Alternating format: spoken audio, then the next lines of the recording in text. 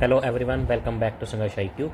आज हम डिस्कस करेंगे इंडोनेशियन मूवमेंट फेज़ 3 का सेकंड पार्ट। लास्ट वीडियो में हमने पार्ट 1 डिस्कस किया था, ठीक है। आज हम डिस्कस करेंगे इंडोनेशियन मूवमेंट फेज़ सेकंड, जो उसका टाइम पीरियड रहेगा 1919 1947, इसका part second. So let's start the video. So first question है हमारा, at which Congress session was the working committee authorise to launch a programme of civil disobedience? And the answer is Lahore. Lahore के Congress session में एक working committee को authorise किया गया था to launch a programme of civil disobedience. The Congress Working Committee was authorized to launch a program of civil disobedience at the Lahore session of Indian National Congress in 1929. Lahore, 1929. The Congress Working Committee is the executive committee of the Indian National Congress. ये executive committee थी Indian National Congress की। Next हमारा, which Indian mass movement began with the famous Dandi March of Mahatma Gandhi? And the answer is civil disobedience movement. Civil disobedience movement start हुआ था महात्मा गांधी के डांडी मार्च से। The Salt March or Dandi March, one and the same thing, was started on the 12th March 1930 from Sabarmati आश्रम and reached Dandi on 6 April 1930। ये दोनों dates आपने याद रखनी है। साबरमती आश्रम से स्टार्ट हुआ था 12th मार्च 1930 से, ठीक है। एंड कब पहुंचा था? 6 अप्रैल 1930, ठीक है। They cover 240 miles in 24 days। Gandhi ji violated a salt law by making salt from sea water. Next हमारा, on which issue the civil disobedience of movement of 1930 was launched? ये हमने ऑलरेडी देख लिया।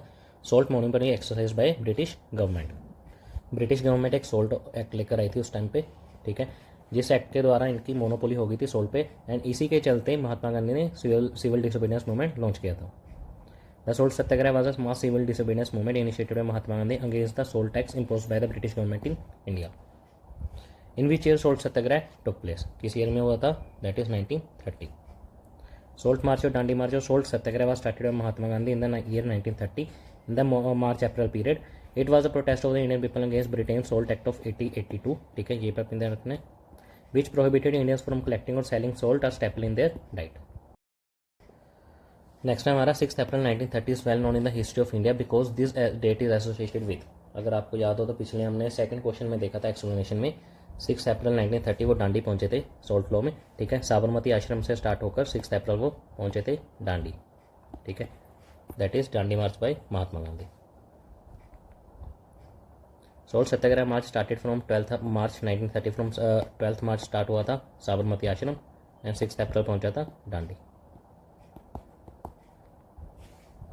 Who founded the Khudai Khidmatgar party? And the answer is Khan Abdul Ghaffar Khan. Acharya Vinoba Bhave was arrested for the first time for taking part in, and the answer is civil disobedience movement. Vinoba Bhave सबसे पहले कब arrest हुए थे? जब उन्होंने पार्ट लिया था सिविल डिसोबीडियंस मूवमेंट में। Which of the following statement is not correct about Mahatma Gandhi Dandi march? So इन चारों में से कौन सी स्टेटमेंट इनकरेक्ट है related to Dandi march? It was an all together a pedestrian march, ये स्टेटमेंट सही है। इट स्टार्टेड फ्रॉम साबरमती आश्रम एंड एंडेड एट डांडी, ये भी हमने देखा था, ये भी सही है। The entire March from Sabarmati was covered in 24 days, ये भी हमने देखा था, 240 माइल्स इन 24 डेज, ठीक है। The March was started on 15 मार्च 1930, ये गलत है, हमने देखा था ये पीछे, ये स्टार्ट हुआ था 12 मार्च 1930।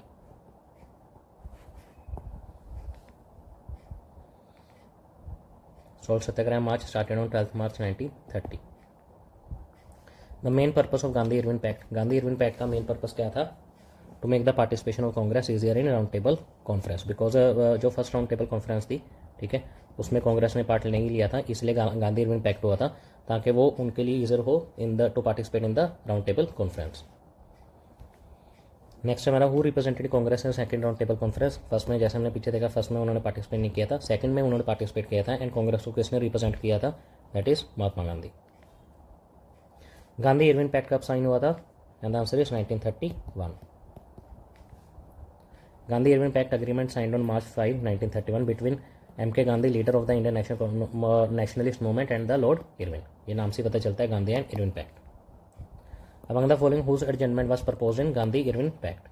गांधी इरविन पैक्ट में किसकी एडजमेंट प्रपोज हुई थी? And the answer is, because उस टाइम पे सिविल डिसोबीडियंस मूवमेंट चल रहा था, इसलिए सिविल डिसोबीडियंस को रोकने का प्रपोजल रखा गया था। The pact was signed on the 5th March 1931, arranged before the second round table conference in London. As per Gandhi Irwin Pact, Gandhi discontinued the civil disobedience movement and agreed to attend the second round table conference. Gandhi Irwin pact की वजह से ही गांधी जी ने civil disobedience movement को बंद कर दिया and agree किया to attend the second round table conference. Who of the following persons called Irwin and Gandhi the two Mahatmas? And the answer is Sarojini Naidu. इन्होंने बोला था इरविन और गांधी को the two mahatmas.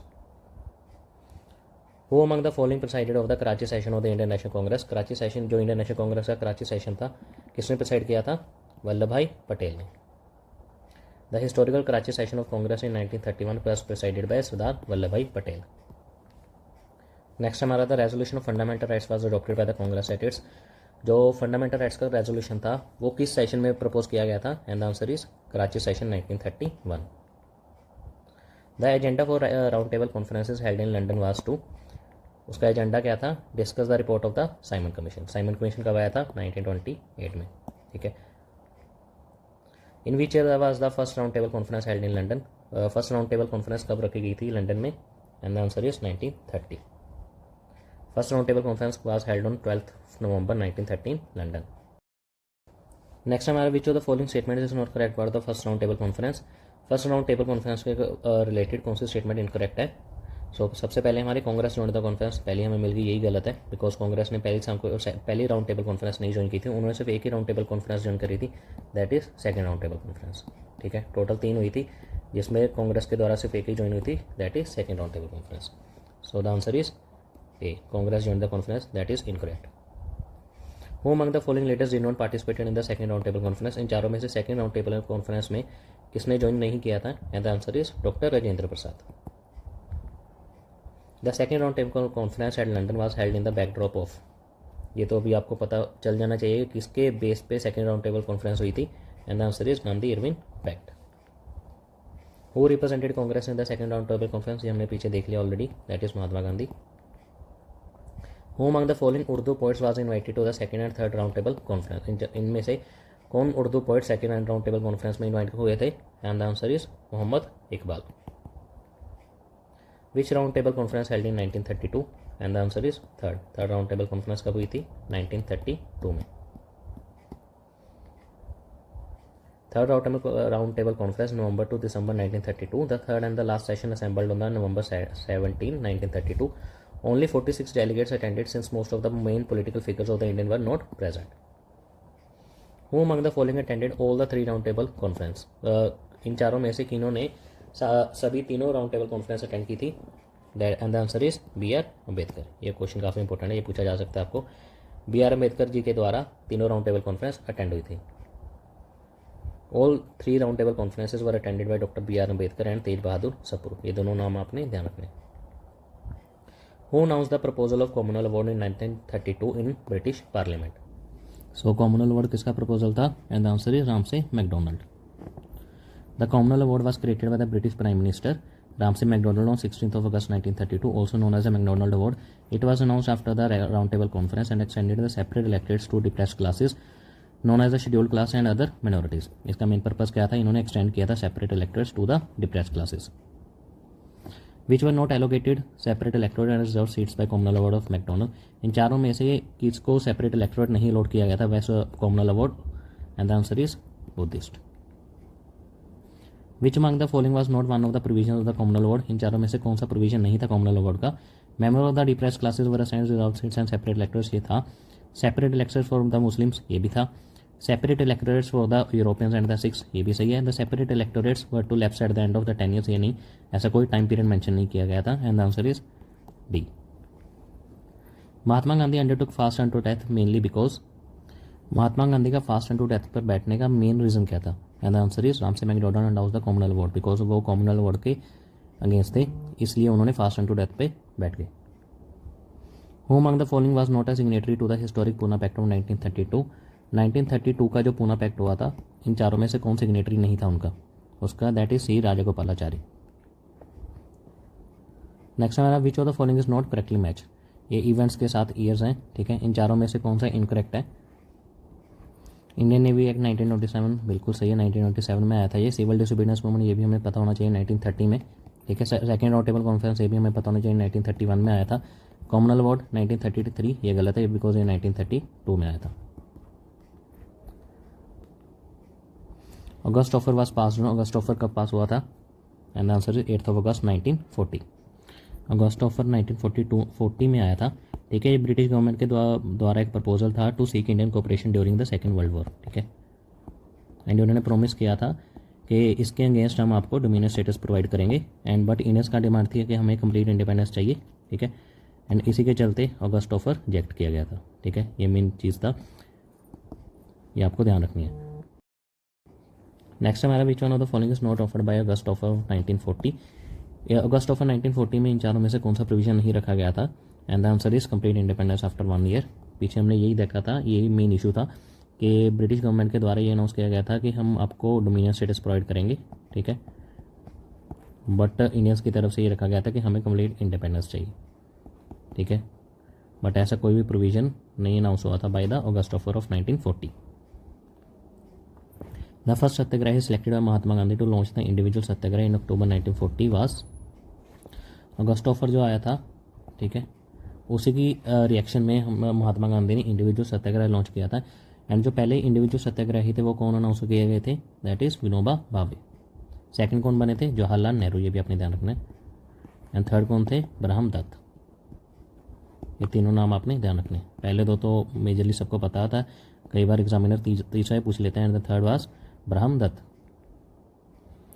On 7 October 1940 Gandhi officially inaugurated the individual satyagraha. Vinoba Bhave and Pandit Jawaharlal Nehru were respectively nominated as the first and second Satyagrahi.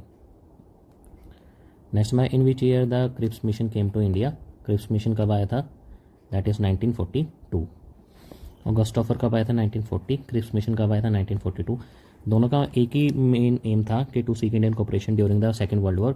But 1940 जब आया था तब Hitler ने कैप्चर किया था बेल्जियम, ठीक है, इसलिए अगस्त ऑफर आया था 1940 में।